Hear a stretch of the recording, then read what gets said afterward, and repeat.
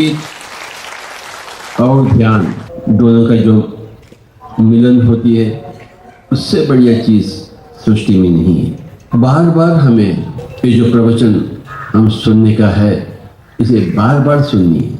हर रोज प्रवचन चाहिए हमें, हर रोज ध्यान का अभ्यास चाहिए, हर रोज संगीत का नाद चाहिए, हर रोज सज्जन सांगत्य चाहिए, हर रोज स्वाध्याय चाहिए, हर रोज खेल चाहिए, हर रोज कूद चाहिए, हर रोज रसोई घर भी चाहिए। सेवा करना कोई मामूली बात नहीं है। जो अपने आप को पूर्णतः पा चुके हैं वही सेवा में मग्न होते हैं, निमग्न। जो अपने आप को अभी नहीं पाए हैं, अपने आप में अधूरे हैं, तो भला दूसरों का सेवा कैसे कर सकते हैं। तो जो लोग सेवा में मग्न हैं, पर्दे के पीछे होते हुए, पर्दे के सामने नहीं, मंच के ऊपर बैठे हुए नहीं, मंच के पीछे, पर्दे के पीछे जो बैठे हुए सेवा करते, उन सारे हम पिरामिड मास्टर्स को हम तालियां बजाएंगे।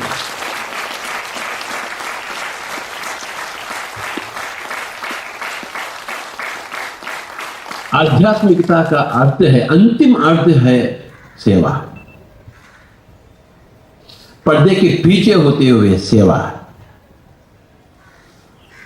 हाँ, मंच के ऊपर भी थोड़े लोग रहना ही चाहिए, पर्दे के सामने भी थोड़े लोग रहना ही चाहिए, ताकि जो अन्य लोग अब तक आध्यात्मिकता में नहीं आए, उनको थोड़ा सहारा दे, मंच के ऊपर भाषण देते हुए, प्रवचन देते हुए।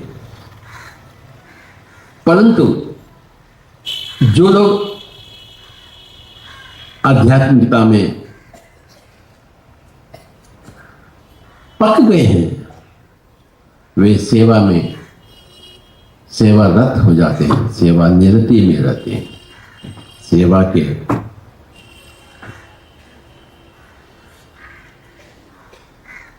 पर्दे के पीछे रहना,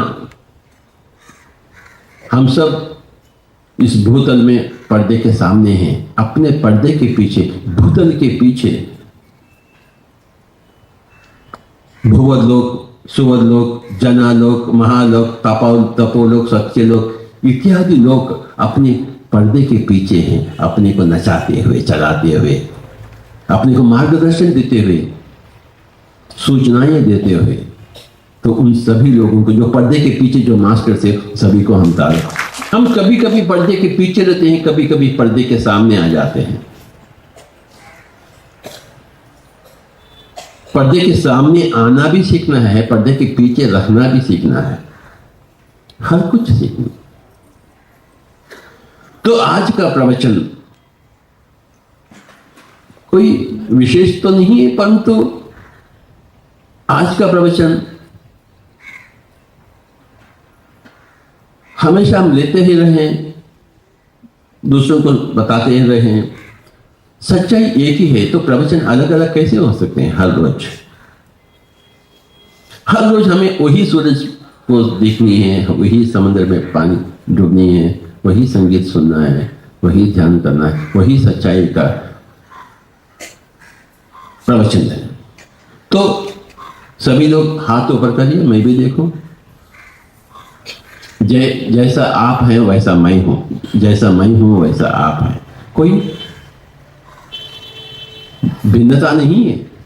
तो जब सभी लोग कहिए आज का प्रवचन, जोर से कहिए। तन, मन, बुद्धि, आत्मा, सर्वात्मा। Body, mind, intelligence, self, all that is. तमोगुण, रजोगुण, सात्विक, शुद्ध सात्विक, निर्गुण। पृथ्वी तत्व, आपो तत्व, अनिल तत्व, वायु तत्व, आकाश तत्व। भुक्ति, रक्ति, युक्ति, शक्ति, मुक्ति। कुंभकर्ण, रावण, विभीषण, बजरंगबली, श्री राम। यही है। इसे हम हर रोज सीखते ही रहते हैं, हर रोज अपने आप को बताते रहते हैं। वी आर 5 थिंग्स, हम 5 हैं। जैसे पंच पांडव होते हैं, हम भी पंच हैं। एक स्तर पर हम एक जानवर हैं, यानी केवल शरीर और आत्मा तो जानवर। और आगे बढ़कर उभर कर हम एक मन भी हैं, तो हम मानव बन गए हैं। तन से जानवर, मन से मानव, और बुद्धि से देवता बनना है। हालांकि हम देवता नहीं हैं जब तक हम बुद्धि का विकास नहीं होती है, बुद्धि के नहीं हो जाते हैं, तब तक हम देवता नहीं। केवल मन के तक ही हम अटक गए हैं, बुद्धि के तक नहीं गए हैं, तो हम केवल मानव हैं। जो बुद्धि के स्तर पर जीता है, बातें करता है, देखता है, सोचता है, हर चीज बुद्धि के स्तर पर, मन के स्तर पर नहीं। मन के स्तर पर बातें ही कर रहे, मन के स्तर पर सोचते ही रहे, तो आप केवल मानव ही हैं। परंतु मन से भी ऊपर उठकर जो कुछ भी कहते हैं, जो कुछ भी देखते हैं, जो कुछ भी सुनते हैं, बुद्धि के स्तर पर, अगर बुद्धि कहती है ये सुनने का लायक नहीं, तो भला क्यों सुनेंगे आप? आपकी बुद्धि कहती है आप जो भाषण दे रहे हैं ये तो सच्चाई के विपरीत है, तो आप कैसे भाषण देंगे? अरे बाबा, बुद्धि के अनुसार भाषण देना, बुद्धि के अनुसार श्रवण करें, बुद्धि के अनुसार कोई व्यक्ति को देखें, हम बुद्धि के होते हुए हम किसी चीज के बारे में सोचें। बुद्धि का आकांक्षा हो, मन की नहीं। मन की आकांक्षाओं को हम प्रेयस करते हैं, बुद्धि के आकांक्षा को हम श्रेयस करते हैं। तो कभी कभी हमें प्रेयस भी चाहिए, मन के अनुसार भी हमें करना ही चाहिए, परंतु 90%, 99% हमें बुद्धि के साथ ही रहना चाहिए, श्रेयस के साथ ही रहना चाहिए।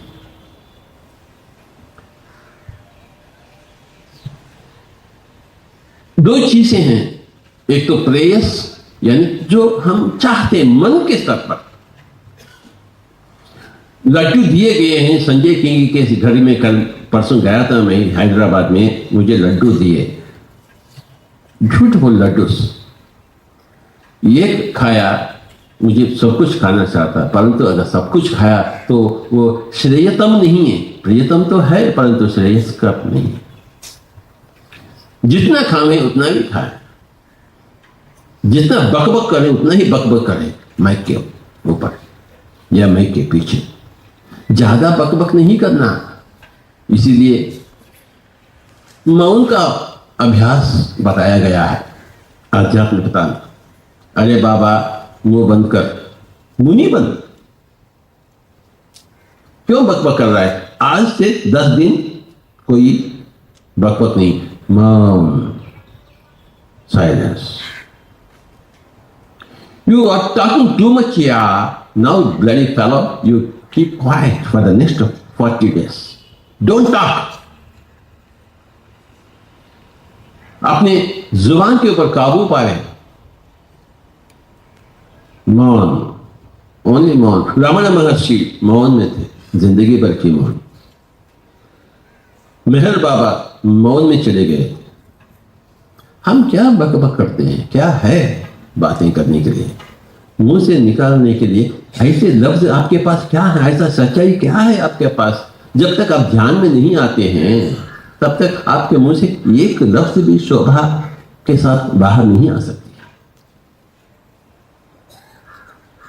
Unless you become a Buddha, you cannot speak one word, beautiful word. You can't issue one word from your mouth. तो मौन की पालना आध्यात्मिकता में पहला अभ्यास दिया जाता है। तो चुप बैठ, चुप बैठ, बस मेरे साथ रहना, 2 साल बात नहीं करना, तब ही तो आध्यात्मिक बनेगा।